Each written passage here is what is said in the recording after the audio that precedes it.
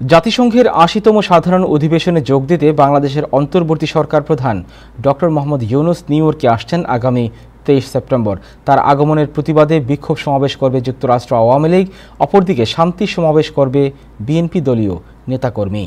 রিপোর্টে বিস্তারিত। জাতিসংঘের ৮০তম সাধারণ অধিবেশনে যোগ দিতে বাংলাদেশের অন্তর্বর্তী সরকার প্রধান ডক্টর মোহাম্মদ ইউনূস নিউ ইয়র্কে আসছেন আগামী ২৩ সেপ্টেম্বর। তার নিউ ইয়র্ক সফরকালীন সময় জাতিসংঘে ভাষণ প্রদান ছাড়াও উচ্চ স্তরের একাধিক বৈঠকে অংশ নেবেন এবং দেশের প্রতিনিধিত্ব করবেন। এদিকে প্রধান উপদেষ্টা ডক্টর ইউনূসের নিউ ইয়র্ক আগমনের প্রতিবাদে যুক্তরাষ্ট্র আওয়ামী লীগ নিউ ইয়র্ক সিটিতে প্রতিবাদ সমাবেশের কর্মসূচি ঘোষণা করেছেন। সংগঠনের সভাপতি সিদ্দিকুর রহমান এক প্রতিবাদ সভায় বলেছেন, ডক্টর মোহাম্মদ ইউনূস নিউ ইয়র্কে প্রবেশ করার সাথে সাথে আওয়ামী লীগের সকল সংগঠনের নেতাকর্মীদের নিয়ে তার আগমনকে প্রতিহত করা হবে। একটি কথা, ২২ তারিখ থেকে ততদিন সে মাটিতে থাকবে, আমাদের রূপ হবে ভয়ঙ্কর। আমরা এবার তাকে ভয়ঙ্কর রূপ দেখাবো। তার সাথে যারা আসছে, যে উপদেষ্টারা আসছেন, যে সচিবেরা এখানে আসছে, যারা বাংলাদেশে আমার নেত্রীর বিরুদ্ধে মিথ্যা মামলা দিয়ে তাকে বিভিন্ন ভাবে নির্যাতিত করা হচ্ছে, ছাত্র জনতা এবং আওয়ামী লীগের নেতা কর্মীদের জেলে পুরানো হচ্ছে, তার প্রতিবাদে তাদের এই নিউ ইয়র্কের মাটিতে আমরা যেখানেই পাবো সেখানেই আমরা এই দেশের আইনের আওতায় প্রতিহত করব।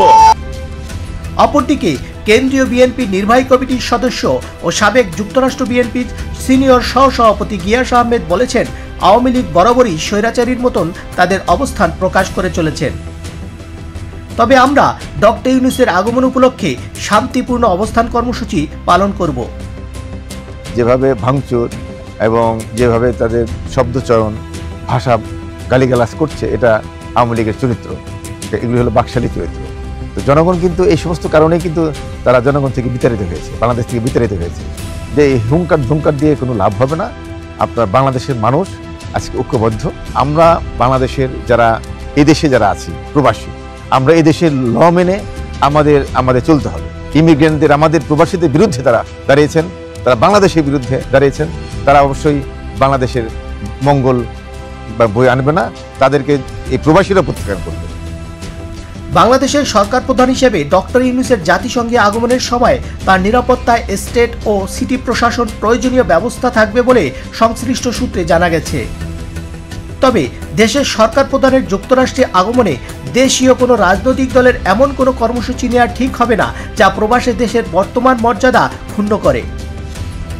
এমনটাই সচেতন প্রবাসী বাংলাদেশিদের প্রত্যাশা। এস কে সোহাগ, টাইম টেলিভিশন, নিউ ইয়র্ক।